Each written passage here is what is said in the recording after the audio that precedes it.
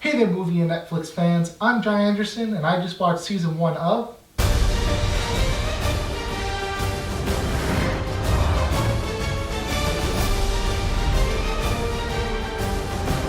Now let me say this right off the bat. I was never the most avid reader of a series of unfortunate events books. I was always more of a Magic Treehouse kind of kid.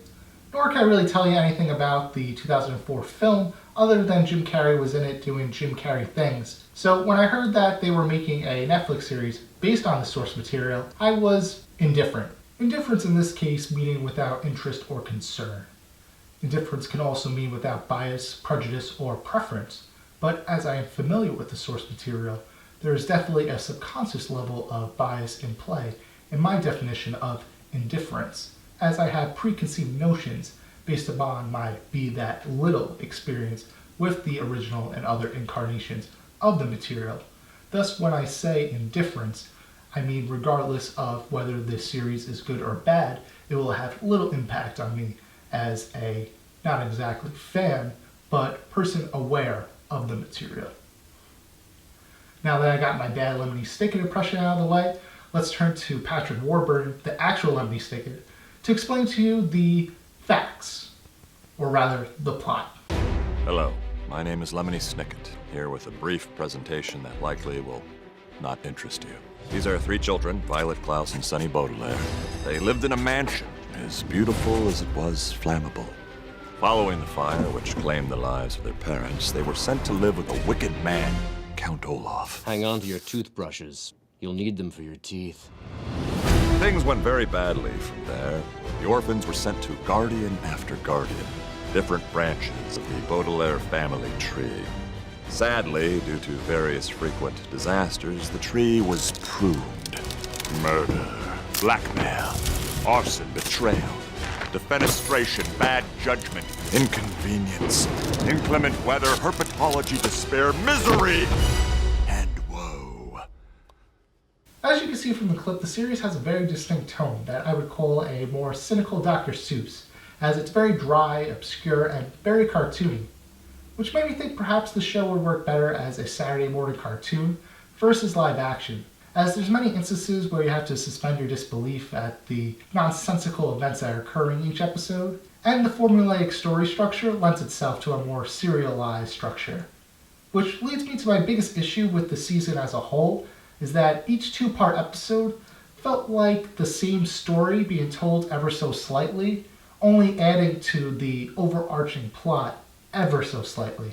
In terms of the cast, I think that everybody did what was needed of their character, but the biggest issue I had was that each character had a quirk, whether that was Violet as an inventor or Klaus as a bookworm, but their character wasn't really expanded upon that quirk, and at times felt very forced to the plot. That being said, I did really enjoy Melina Wiseman and Lewis Hines' performances. I wasn't that distracted by the fact that they were child actors, as happens sometimes, but I felt like every action they took was just to advance the plot, and I would have liked a little more depth for their characters. As for Neil Patrick Harris as Count Olaf, I really enjoyed his performance, but I wasn't really wowed as I had been in the past with his performance in the stage musical Company, or as Barney Stinson on How I Met Your Mother.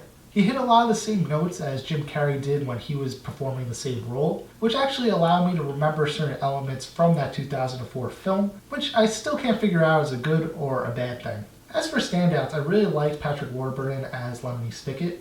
I think he added a lot to a character that was essentially just a narrator, and he was definitely a lot more memorable than Jude Law's interpretation of the same character. But the biggest standout for me was definitely Sonny. Not only was Presley Smith adorable, but they were able to give so much personality to this baby, and had arguably some of the funniest lines throughout the season. There's also a cameo featuring 2 characters throughout the season that led to a pretty surprising twist that I won't spoil here, but it was probably my favorite plot line throughout the whole season, and I would have preferred a little more focus on those characters. The season is directed and shot very well, with only a few instances of slow pacing, but the biggest standout in this regard is definitely the sets that are very creative and memorable, again lending themselves to the very cartoony tone. The first season of a series of unfortunate events is very fun, and I think the fans of the books are going to have a great time with this series. However, for me, I couldn't shake the fact that I think this would have worked better as a cartoon, with a very formulaic storytelling and lack of character depth, And that's why, for me, season 1 of a series of unfortunate events is just a good season. So that's my thoughts on season 1 of a series of unfortunate events. Do you agree, disagree? Let me know down in the comments below. Be sure to click right here to see my latest review on M. Night Shyamalan's Split, and click over here to see my series reviews on Christopher Nolan's first film Following, and Sam Raimi's Spider-Man. Also be sure to subscribe if you haven't already, and check out my social media links in the description below. Until next time, don't forget to watch the movies.